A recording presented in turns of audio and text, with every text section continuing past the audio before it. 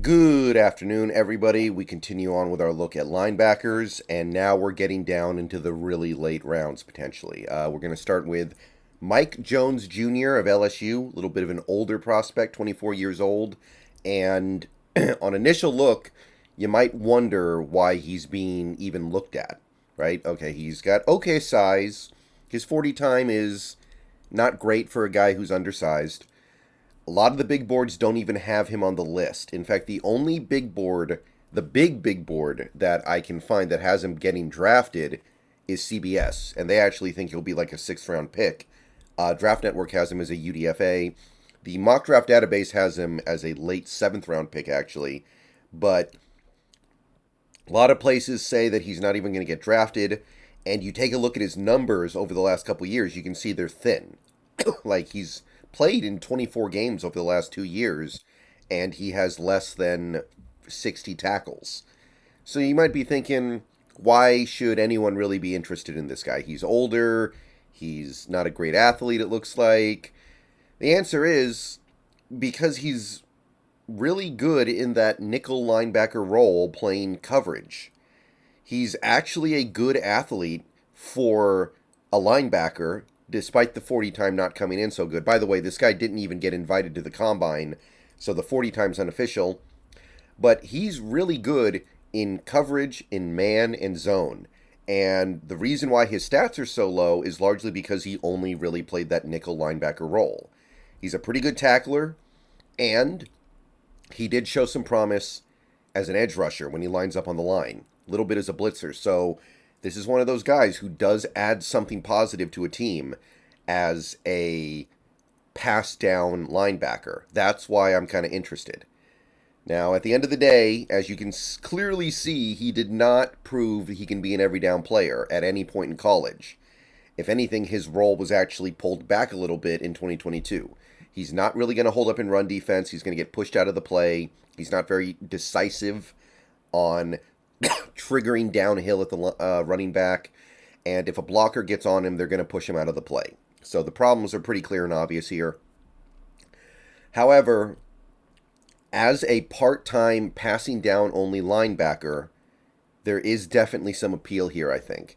And honestly, I don't think you have to really think about this guy that much until the seventh round. And more likely, he at this point will be a priority UDFA. But I'm intrigued by this guy just because he's got a very narrow window of usage, but that window of usage is something that I think could be appealing to the right team that is willing to put him in that situation. So I'm interested. Next up, we have Mohamoud Diabate of Utah.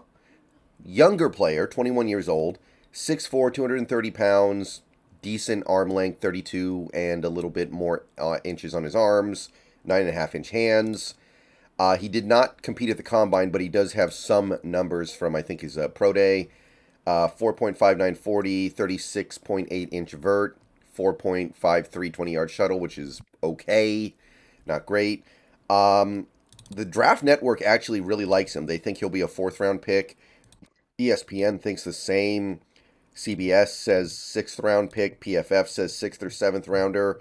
The mock draft database has him lingering around like the late sixth, early seventh round. And over the last 2 years, he's put together a pretty decent resume of accomplishments. 2022, he actually developed into being a much better playmaker. Made a lot of plays in the backfield, 13 and a half tackles for loss, 5 sacks. The year before, he had almost 90 tackles in 12 games. So this guy's got a little bit more of a resume compared to the guy we just looked at. But what makes this guy tick? I think quite simply, you look at him and you go, okay, he's good in man coverage. He's rangy. He goes sideline to sideline really well. He triggers downhill really good at linebackers. He's a pretty good athlete, especially for this part of the draft. He plays with physicality. You're not going to run him over and get a lot of yards after the catch or yards after contact on him. He also showed the ability to shoot gaps and get around the edge on blitzes. Got pretty reasonable length, which helps him win. Especially, again, for this part of the draft, he's got pretty reasonable length. So you put all that stuff together and you're like, he's still young. He's a decent athlete. He's shown ability in coverage. He's shown ability on outside runs. He's shown ability on inside runs. Like, this guy has a chance to be a complete player. Now, the shortcomings with him are zone coverage, which is kind of a big deal here. He's going to have to learn how to hit his landmarks a little bit better in zone coverage. He doesn't yet have great instincts. I think that his linebacker instincts need to improve. And if a blocker gets up on him, he struggles to get off the block. He's not somebody who's going to shed the block effectively. He's somebody who's going to try to spin off it. And once you get your hands on him, it's kind of easy to neutralize him. You will need to use him in a very flexible role for him to succeed. He might be better off playing in space.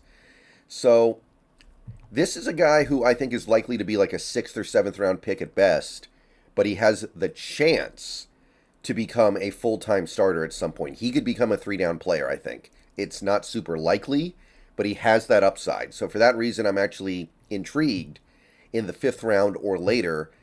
At the very least, you're getting a quality special teamer. All right, one more guy to look at in this video. It's going to be Servosia, I believe is how you pronounce it, Dennis from Pittsburgh. So he played with Collegiate Cancy over there. 23 years old, a little bit of a smaller guy, barely over 6 feet, 226 pounds. 33-inch arms, though, almost, which is really good. Big hands. Only did one combine event. It was a bench press, 19. Not great. And Sports Illustrated likes him quite a bit. They have him in the 5th. Draft Network has him in the 6th. PFF ESPN have him in the 7th. And the database has him in the 7th, which I think is the most likely outcome. But I wouldn't be surprised if he crept a little bit higher than that. So the last 2 years, he's made a lot of plays in the backfield. I think that's the thing that really jumps out here. He averages nearly 1 tackle for loss a game. He has a total of 11 sacks. He does have a background as an edge rusher. So you are getting some of that as well. He's got a couple interceptions over the last 2 years. So it's a pretty good college resume, stats-wise at least. He's a smart player. He diagnoses plays really well. He knows where to be. He knows where the play is going a lot. He plays hard. He plays fast. He's somebody who is very decisive. He knows where the play is going, and then he just commits. He triggers downhill fast. Like I said, a lot of plays made in the backfield. He's got good range. He can go sideline to sideline. He can drop back pretty deep. He's got good range. He's an overall good athlete.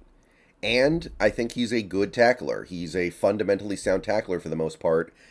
And at the very least, he is adding special teams value. His skill set lends itself very well to special teams. He did some of that at Pittsburgh. He's going to help you there. Now, he didn't do a lot of coverage drops at Pittsburgh. It was a lot of blitzing, to be perfectly honest. He did a lot of blitzing, which makes sense. That's how you want to utilize him at his best possible skill set. But we didn't get to see him a lot in coverage at Pittsburgh, so we don't really know how good he can be at it. Once he takes on a blocker, he can definitely get pushed out of a play, which is going to be true of a lot of these linebackers at the end of the day, but these smaller guys especially. He probably overall just needs to get stronger and bigger. He needs to add muscle mass. He needs to become a more capable of utilizing his willing spirit with his currently weak flesh. He needs to strengthen the flesh, I guess you could say. So, if I had to guess, Dennis is probably going to be an early down player in the NFL.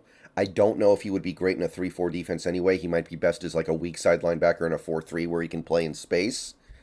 But I kind of like the talent. And look, if he's there in the 6th round or 7th round, I'm on board. Not a perfect fit. But at that point in the draft, I think the talent is enough for me to feel like, yeah, let's go for it. All right, one more video coming later today. Go Hawks.